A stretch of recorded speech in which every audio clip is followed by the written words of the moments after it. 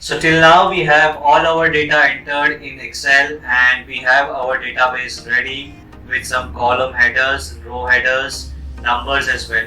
And now let's look at formatting the data so that it looks a bit beautiful and it becomes some easy here to understand. Okay, so to start with, let me format this heading of the company name.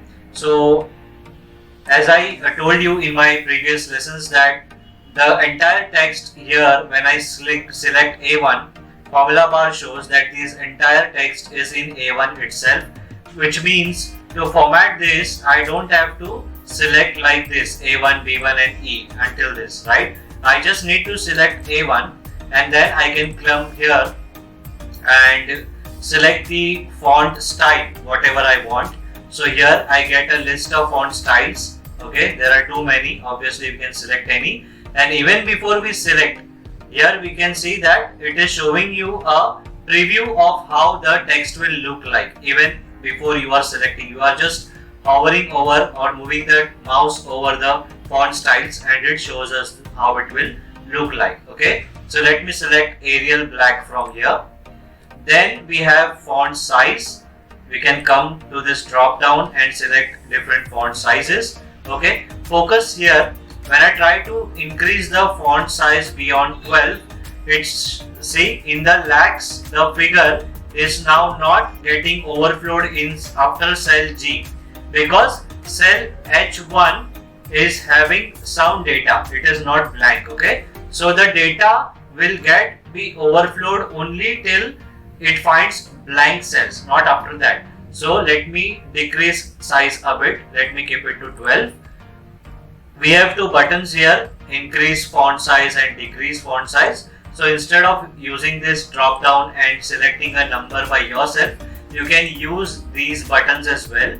If I click on this decrease font size button, it will go on decreasing the font size, and again keeping on clicking on this button will keep on increasing the font size. Then we have color. Obviously you can click on this drop down to get more colors and select any one color out of these. So let me select this light blue here. Okay, so we have changed the color as well. For the exchange rate here, let me select and make it bold. So if I can come here and click on this B button to make the text bold. For the headers here as well, let me click on B here. I have made the text bold. For my column headers, I mean all the names of the months, again I am selecting them and clicking on bold to make it look like a heading. And if you want, you can also select these and give underline. U button here gives underline. The down arrow here gives you an option to use double underline as well. So you can see there are double underlines to our headings. It's not looking a bit good, so I'll go here and keep the single underline option. Okay, and after that the headers obviously are left aligned, not looking good, so let me select them and we come here in the alignment group, and the alignment group we have an option to center align the text. So I click on this button to center align my headings within the cells. Here we have totals, so let me select the totals and make them bold. Let me select these totals and make them bold. Okay, and here I think we can get the totals for these numbers as well, and instead of typing in the formula or function, let me use the auto sum function that we know resides in this formulas button here, or else home also has this auto sum button option here. We can click on it. Shortcut is alt and equal to sign. Okay, we can use that as well.